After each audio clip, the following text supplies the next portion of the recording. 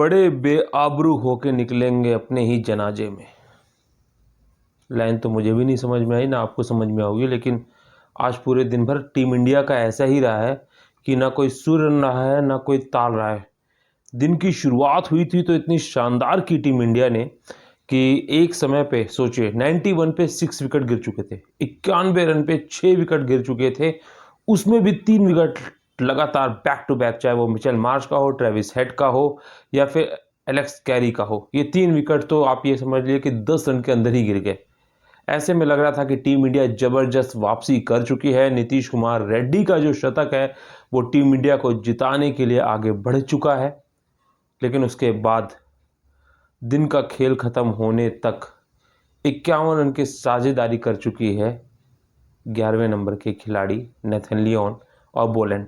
हालांकि किस्मत ने भी उनका साथ दिया है, मतलब दिन के अंतिम ओवर की चौथी गेंद पे नाथन लियोन का पैर से कैच पकड़ लिया था केएल राहुल ने। जी हाँ, हाथ से बॉल छूटी लेकिन पैर में स्लिप में पकड़ ली थी, लेकिन वो गेंद नो बॉल हो गई।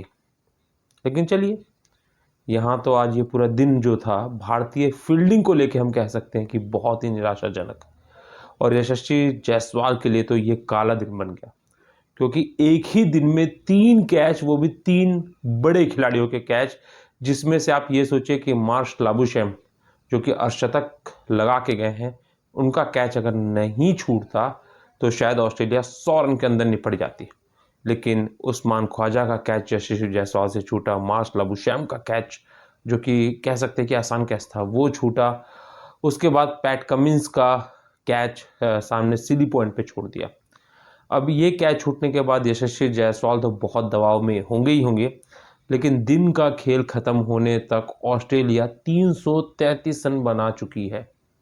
मतलब उसमें पिछले फर्स्ट इनिंग का जो हम ये कह सकते हैं कि जो उन्होंने अधिक रन बनाए थे, जो भारतीय टीम नहीं बना पाई, मेकअप नहीं कर पाई, जो लीड ऑस्ट्रेलिया टीम ने ली थी, उसको जोड़ के 333 रन की लीड हो चुकी है। मतलब शायद 350 का आंकड़ा अगर छू लेती है ऑस्ट्रेलिया तो भारत के लिए 5वां दिन बहुत महत्वपूर्ण हो जाएगा, क्योंकि यहाँ पे अब तीनों ही चीज़ों की संभावना है।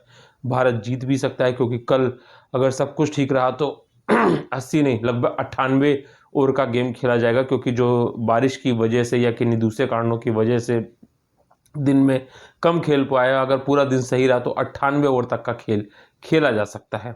ऐसे में आप 2 ओवर और निकाल लीजिए तो लगभग 90 ओवर कह सकते हैं कि मैच रहेगा। अगर आज आउट कर लिया होता ऑस्ट्रेलिया को तो शायद भारतीय टीम की बल्लेबाजी आज ही आ जाती, लेकिन 51 रन की साझेदारी जो कि बॉलैंड और नॉर्थन लियोन की है, वो उसने ऑस्ट्रेलिया को और मजबूत राह पे पहुंचा दिया है। हालांकि बड़ी बात यह है कि कल 5वें दिन जो थोड़ा सा हम कह सकते हैं कि मिचेल स्टार्क लग रहा था कि उनको चोट है, लेकिन उन्होंने एबीसी क्रिकेट जो कि वहाँ की मीडिया हाउस है उसको ये कहा है कि वो 20 ओवर डालने के लिए बिल्कुल फिट है। मतलब इंजरी जो कंसर्न था वो नहीं दिख रहा, यानी उनको ग्रीन सिग्नल मिल चुका है, कल वो गेंदबाजी करेंगे।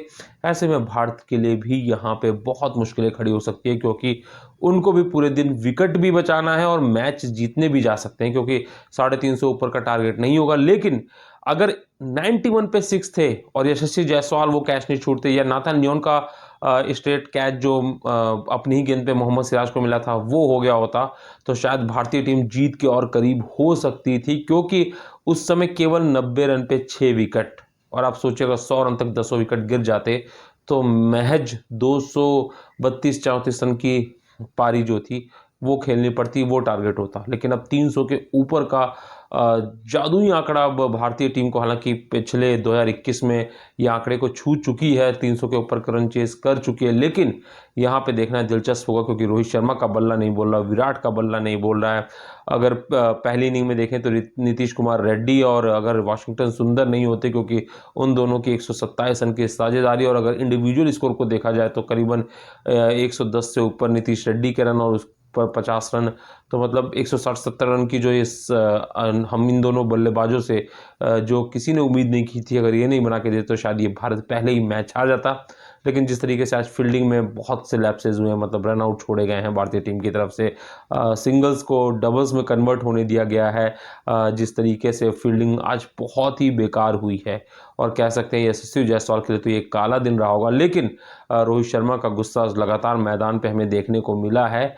अब उम्मीद करते हैं कि कल टीम इंडिया जल्दी नाथन लियोन या बॉलैंड में से किसी एक को आउट करे।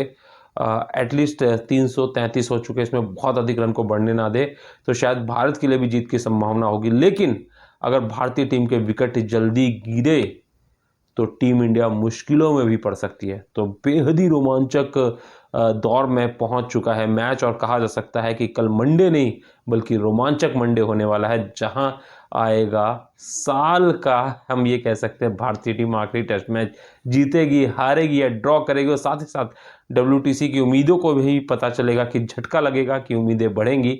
तो बने रहिए और देखते रहिए विक्रम टॉक्स। कल का दिन है बहुत महत्वपूर्ण। क्या कहेंगे आप टीम इंडिया के लिए? कमेंट बॉक्स में हमें अपनी राय जरूर दे सकते हैं।